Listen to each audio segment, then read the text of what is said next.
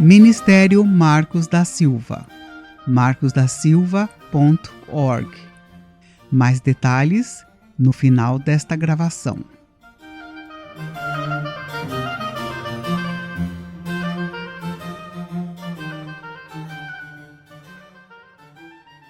Série Relacionamentos Cristãos, Parte 5. Namoro. Uma colega de trabalho natural da Índia, casada e com filhos, conheceu e casou-se com seu atual esposo através de um daqueles casamentos arranjados, comuns no seu país. Um dia, nos encontramos no refeitório da empresa e, conversando sobre o assunto, ela me deu a impressão de que se sentia feliz no casamento. Sem adentrar nos méritos e deméritos desse tipo de casamento, deixe-me iniciar este estudo, lembrando que o conceito atual de namoro é relativamente recente. Até poucos séculos atrás, uma boa parte dos casamentos em todo o mundo era, pelo menos em parte, arranjados entre os chefes das famílias.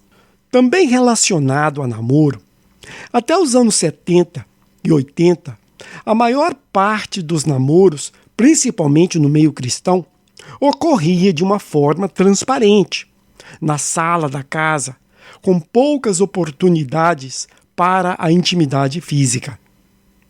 A ideia por trás era que a parte física do casamento não deveria ser um fator prioritário quanto à escolha do cônjuge, mas sim coisas como compatibilidade de gênios, condições financeiras, passado problemático e a estabilidade emocional e mental dos candidatos ao casamento.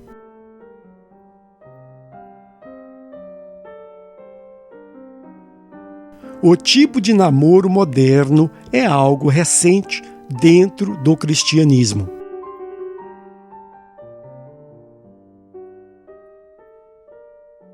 Escrevi tudo isso acima para deixar claro que o que se conhece atualmente como namoro se trata de um fenômeno social novo, sem qualquer precedente na história.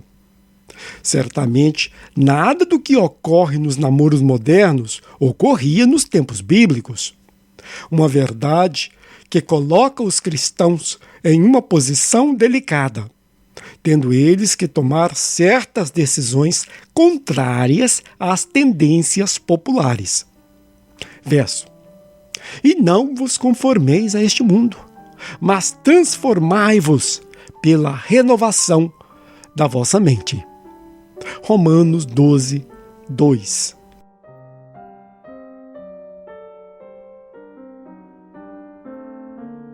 O namoro sem o casamento.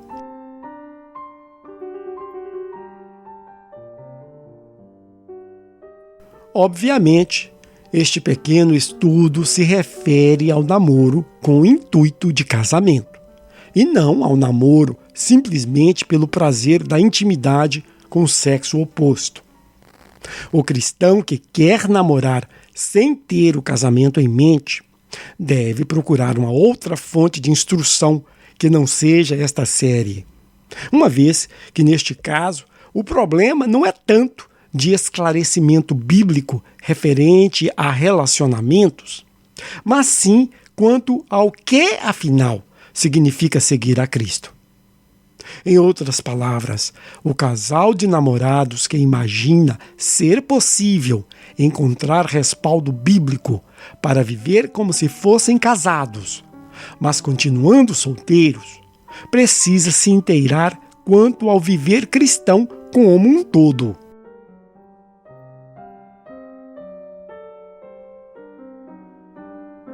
Qual é o grande objetivo da sua vida?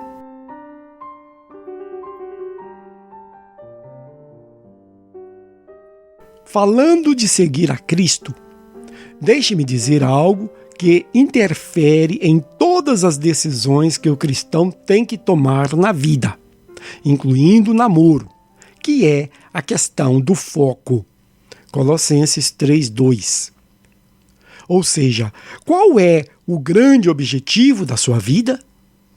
Esta é uma pergunta importante, porque o objetivo de quem segue a Cristo deve ser obter a vida eterna.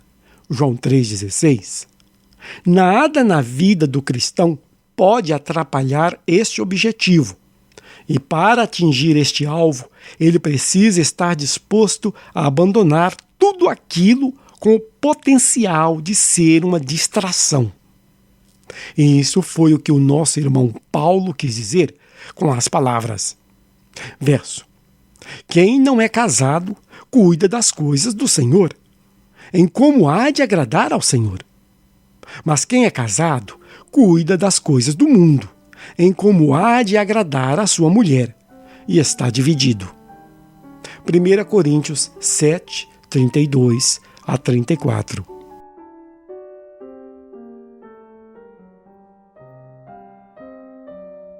Namorando com alguém que atua como um obstáculo no caminhar cristão.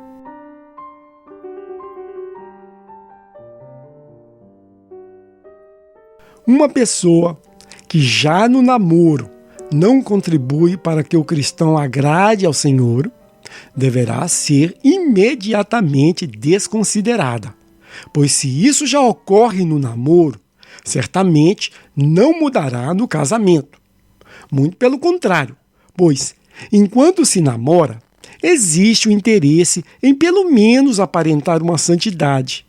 Mas depois de casada, esta aparência de santa deixa de ser necessária, e a pessoa exibirá o que realmente é, tornando-se assim uma pedra de tropeço na vida do servo de Deus. Foi isso que ocorreu com o rei Salomão.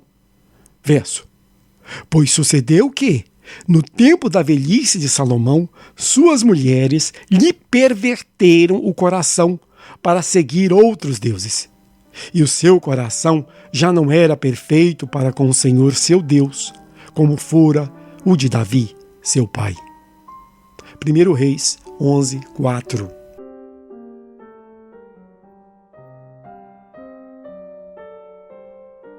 Namorando com alguém que também deseja a vida eterna.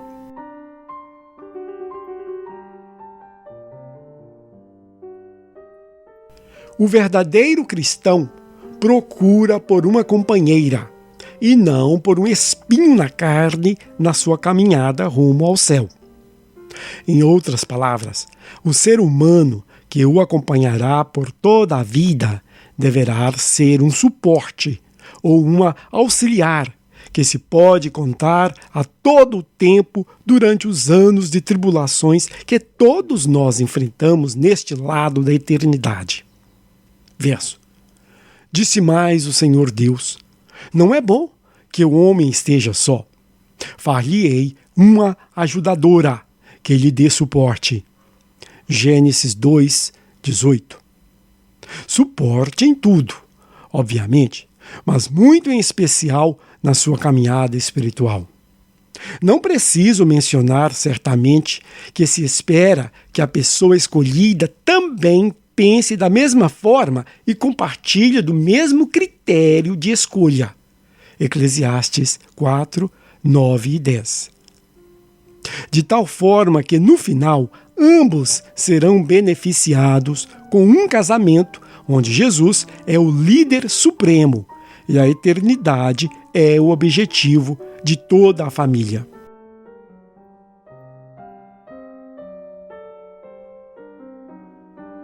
A intimidade precoce no namoro e suas consequências.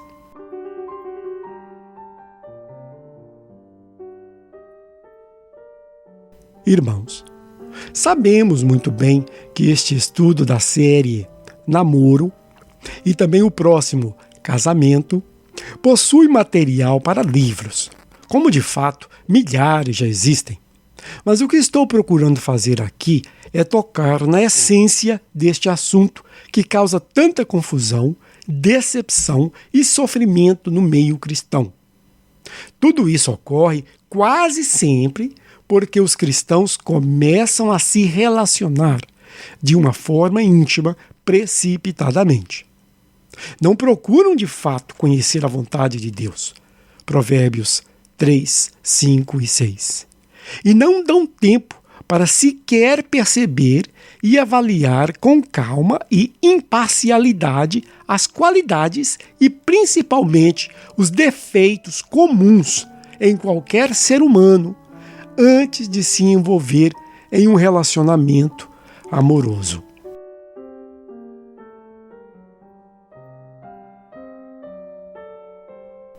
Casamento é um dos passos mais sérios na vida do cristão.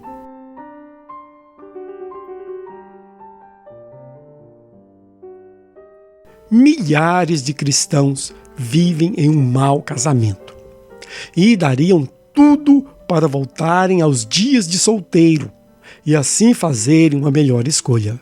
Se arrependem com lágrimas, mas nada, ou quase nada, podem fazer.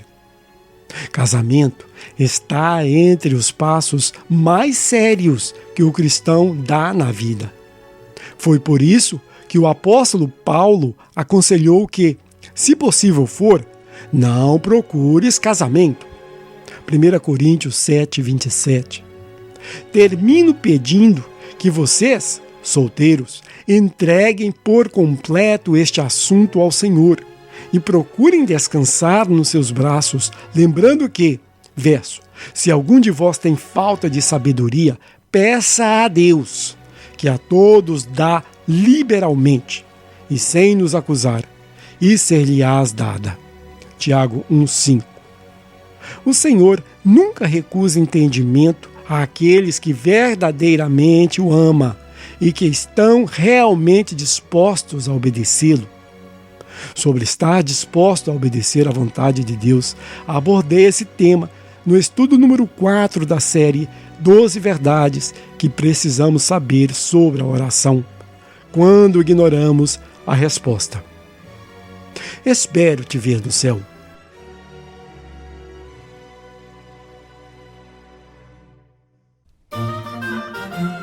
Ministério Marcos da Silva. Acesse o nosso material gratuitamente no site marcosdasilva.org. O endereço do site é markusdasilva.org.